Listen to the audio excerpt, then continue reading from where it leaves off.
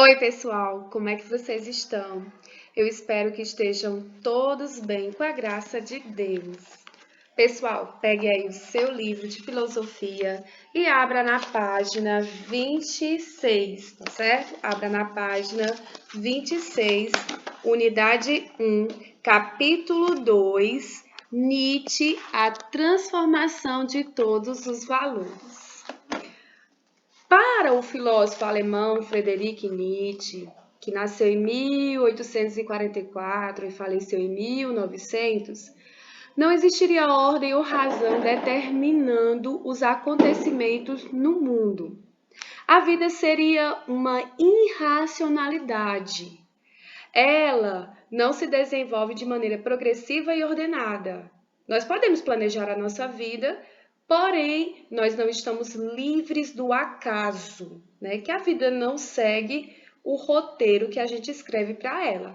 Nós podemos fazer nossas escolhas, podemos fazer os nossos planejamentos, mas dentro desses planejamentos, dessas escolhas, nós temos que estar sempre alerta, estar sempre atentos aos acasos. Não tem objetivo ou finalidade. Quem dá esse objetivo e finalidade à vida é você. Quem dá esse objetivo e essa finalidade à vida é você.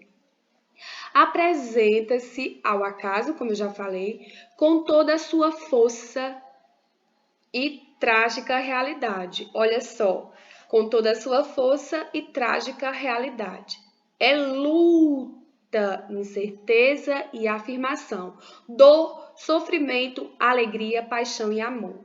Vamos entender por que Nietzsche pauta tanto o seu trabalho na tragédia. Ele fala muito sobre a tragédia. Inclusive, ele tem um livro cujo nome é O Nascimento da Tragédia. No início de sua carreira, Nietzsche gostava muito de analisar as tragédias gregas.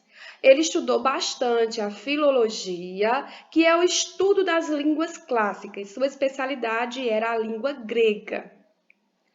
Devido a isso, ele se tornou professor, certo? Ele tornou-se professor de filologia. Neste momento que ele era professor, ele selecionou informações para o seu livro, O Nascimento da Tragédia. Para Nietzsche, os gregos, eles levavam a tragédia como algo natural. Eles tinham essa visão, que a tragédia, ela fazia parte da nossa existência. Essa luta, essa incerteza, a dor, o sofrimento, a alegria, a paixão, o amor, tudo isso era uma questão natural da nossa existência. E a gente pode, certo, ter essa certeza, no caso da teoria de Nietzsche sobre o pensamento grego, por meio de seus escritos, por meio de suas tragédias, que são os seus clássicos gregos. E aí você vai poder ter acesso e perceber que, de fato, os gregos, eles não viam nada demais no sofrimento. Pelo contrário, eles acreditavam que o sofrimento era algo que, de certa forma, é natural da nossa vida, da nossa existência. Inclusive, Nietzsche faz um paralelo entre o pensamento grego e o pensamento cristão. Enquanto que os cristãos acreditavam que o sofrimento era uma coisa que é do sobrenatural, algo, que de certa forma serve como um castigo para a humanidade e que dentro desse sofrimento há muita culpa. Os gregos já viam como uma coisa, como eu já falei para vocês, natural da nossa existência. O sofrimento é algo natural, não é à toa que eles são conhecidos pelos seus grandes clássicos pautados na tragédia. Por isso que Nietzsche admirava muito os gregos, por essa questão da aceitação de que a vida tem seus altos e baixos, é como os batimentos cardíacos de um coração, Tem os picos altos e baixos, significa que nós estamos existindo, e existir é como se a gente estivesse numa montanha-russa de grandes emoções. E as tragédias, com certeza, farão parte dessa existência.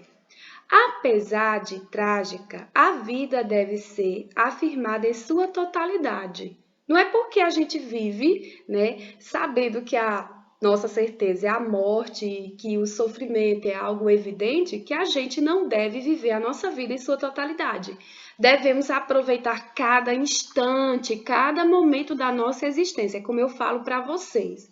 Esses filósofos, né, que falam sobre a crise existencial, o que eles querem ressaltar no seu trabalho é justamente isso: mostrar para os humanos, para a humanidade, que a vida deve ser vivida em sua totalidade. Se temos momentos difíceis, temos momentos difíceis, mas que devemos aproveitar os momentos de alegria. Cristãos, racionalistas e idealistas teriam criado sistemas fundamentais em realidades metafísicas que existiriam separadas do mundo real. É como se o mundo fosse um paralelo, e para Nietzsche isso não existe, né? A realidade é a realidade. É como se a gente tivesse pensando na tragédia como algo inautêntico. É como se a gente estivesse pensando na tragédia como algo inautêntico. Quando é que acontece isso? Acontece quando a gente começa a racionalizar tudo, a gente começa a pensar tudo de maneira racional. Então, ele acredita que esse pensamento inautêntico da tragédia vem atrelado aos trabalhos de Platão, de Sócrates. Inclusive, ele faz uma forte crítica ao trabalho de Platão e Sócrates, porque, de certa forma, ele acredita que ele racionaliza a existência e esquece que o ser humano é um enumerado de sensações e sentimentos. É por isso que hoje, né, nós tentamos trabalhar a nossa inteligência emocional, unir o racional, né, às experiências, unir o racional às emoções. Aqui na página 27, tem uma frase de Nietzsche que deixa claro, né, o seu pensamento, deixa claro essa sua ideia de que a vida não tem objetivo, a vida não tem finalidade. Eu encontrei em todas as coisas essa certeza feliz. Elas preferem dançar sobre os pés do acaso. É como se ele percebesse, é como se ele quisesse dizer que a nossa existência, de certa forma, está cheia de acasos. Eu me planejei hoje para acordar cedo, para fazer tais coisas, mas de repente pode acontecer inúmeras coisas, né? Pode acontecer inúmeras coisas que, de certa forma, podem frustrar essa minha rotina que eu tenho como perfeita. Mas ele deixa claro que a vida, né, é um dançar, né, é um dançar no meio do acaso. Outra coisa também que ressalta aqui na página 27, que ele deixa claro porque que ele gosta realmente de estudar as tragédias. Refletindo sobre a realidade, está aqui no terceiro parágrafo, viu, gente? Refletindo sobre a realidade trágica da vida, Nietzsche a exaltou e aceitou em sua totalidade, independentemente das adversidades inventadas pelo ser humano, né? Ou seja, ele coloca o seu estudo na tragédia por entender que, de certa forma, a vida ela é um tanto quanto trágica, mas isso não quer dizer que a gente não viva ela em sua totalidade, viu, gente? Nesse período que ele estava realizando seus estudos, Nietzsche se deparou com uma humanidade, com uma sociedade em decadência. E essa decadência ele culpa, né, o cristianismo e o racionalismo e o idealismo. Esse racionalismo ele começa criticando lá de Sócrates e Platão, certo? Depois vem aqui para o idealismo de Kant, de Regis, tá bom? Por isso que, de certa forma, ele acha que a sociedade está em decadência, porque está racionalizando tudo e o ser humano, de fato, não é só racional, ele também tem os seus instintos. Vamos aqui ao último ponto. Os valores humanos se desenvolveram amparados nesse tipo de pensamento que nega a realidade. Ou seja, o nosso pensamento, as nossas ideias foram amparadas, né, nesse tipo de racionalismo. É como se nós fôssemos padronizados, que nós não tivéssemos a nossa espontaneidade, a nossa individualidade. É como se o nosso diferente fosse o diferente do próximo. Será que você já parou para pensar se realmente o seu gosto, o seu desejo é autêntico? Parte mesmo de dentro de você ou porque você viu em outra pessoa? É porque a sociedade vigente impõe esse gosto na sua existência? Pare e reflita, analise, pense. Será que o que eu visto, o que eu como é do meu sabor, é do meu desejo? É do meu pensamento, realmente eu faço isso porque quero ou porque, de certa forma, a sociedade em si tem essa padronização que acaba robotizando o ser humano? Pense direitinho, né? Porque, como ele deixa claro aqui, os valores humanos se desenvolveram amparados nesses tipos de pensamento que nega a realidade, que nega a nossa individualidade, que nega essa ideia de sermos únicos. Por isso, Nietzsche defendia a invenção de todos os valores e a constituição de uma nova humanidade. Gente, essa invenção de valores não é que ele quer que os valores acabem, mas ele quer que você pense em todos as regras, em tudo que é imposto a você. Ele quer que você reflita, analise e extraia aquilo que realmente te agrada, extrai aquilo que realmente você percebe que vai ser favorável à sua existência, que não vai tirar a sua individualidade, que não vai anular a sua existência, que não vai fazer você cópia de outra pessoa, entendeu? É isso que ele quer, que você olhe isso, que você analise, para que uma nova humanidade seja constituída. Inclusive, eu preparei aqui um esqueminha para vocês darem uma olhada sobre essa invenção de valores. Eu coloquei aqui os gregos, que é uma pauta, né, que o Nietzsche gostava muito de estudar, que por isso que ele pautou seu trabalho na tragédia, porque ele gostava muito de estudar a cultura grega, ele achava a cultura grega riquíssima, muito interessante, e também o cristianismo. Ele pautava no cristianismo porque seu pai, né, tinha uma vida cristã e ele foi inserido nesse mundo cristão sem o desejo de ser cristão, né? Como se ele dissesse assim, ele na cabeça dele, no pensamento dele, né?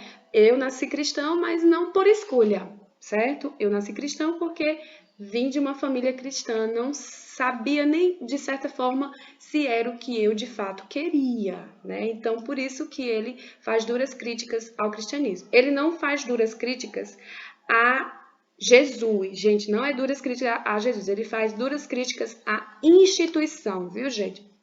Toda vida que Nietzsche for criticar alguma coisa, ele não critica, né, como é que eu posso dizer? O desenrolar das histórias, né, os contextos históricos da ideia. Ele apenas critica a instituição, né, o órgão que, de certa forma, ordena, né, o órgão que, de certa forma, orienta, né? Então, o órgão que orienta a igreja cristã, é isso que ele, de certa forma, critica.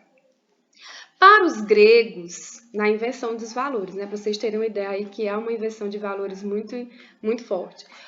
O homem bom seria forte e astuto. O homem bom seria aquele homem forte e astuto. Olha só para os cristãos. O homem bom seria fraco e humilde. O oposto do homem grego, certo? E ele não pauta esse pensamento do homem bom só na civilização grega. Ele também pauta entre os vikings, os povos vikings. Ele observa que o homem bom para os povos vikings são o homem forte e astuto. Já para o pensamento cristão, o homem bom seria fraco e humilde. Agora perceba a inversão de valores, né? O homem mau seria, para os gregos, o homem mau seria fraco e humilde. Para os gregos, o homem mau seria o homem fraco e humilde. Já para os cristãos, o homem mau seria o forte e astuto.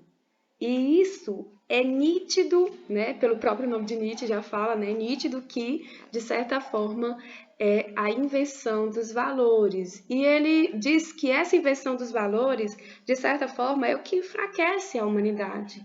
Porque, como diz o cantor, né, ele fala que se hoje eu sou estrela, amanhã eu me apago, porque a sociedade, de certa forma, fica todo o tempo tentando impor um comportamento ao ser humano, né? E isso tira a nossa autenticidade, nós deixamos de ser autênticos, né? Acabamos não nos reconhecendo em si, mas nos reconhecendo no outro, não por questões de solidariedade, mas por questão de copiar o comportamento do outro, sem analisar, sem pensar o que eu gosto, o que eu quero, o que eu desejo.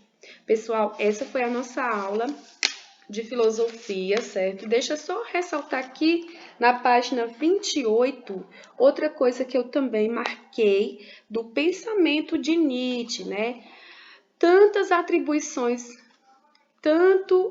os atributos, desculpa, eu vou ler novamente, tá bom? Página 28. Também são atribuídos, isso tá no segundo parágrafo, viu, gente? Também são atribuídos, também são atributos humanos a emoção, o sentimento, o desejo. O corpo é uma quantidade quase infinita de manifestações e possibilidades. Então, como é que eu vou padronizar o meu comportamento, né? Segundo Nietzsche. Para Nietzsche, o ser humano é essencialmente uma força instintiva e suas manifestações incompreensíveis são muito mais poderosas do que as manifestações conscientes ou racionais. Vocês observaram aí na página 28, certo? Ele critica ferrenhamente a questão racional, por essa questão racional querer padronizar o ser humano. E nesse pensamento aqui, nessa partezinha do segundo parágrafo que eu coloquei para vocês, ele deixa claro que não tem como padronizar o comportamento do ser humano, porque o ser humano é uma infinita manifestação de possibilidades e que suas manifestações são tão incompreensíveis e tão poderosas quanto as manifestações conscientes ou racionais. Antes de finalizar aqui, eu quero que vocês peguem um caderno de vocês, façam um belo cabeçalho, tá bom, gente? Façam um belo cabeçalho, bem organizadinho, e responda a questão 1, 2 e 3. Na página 27, vocês vão responder o trocando ideias. Na página 26, vocês vão responder a questão 1, 2 e 3. E na página 27, o trocando ideias. Escrevam essas questões bem organizadinhas no caderno de vocês, viu? Que eu com certeza vou dar uma olhada e vou dar uma apreciada no ponto de vista de cada um, porque todos nós temos um pensamento autêntico, certo? Todos nós temos um pensamento autêntico. Um cheiro para vocês e até a próxima aula.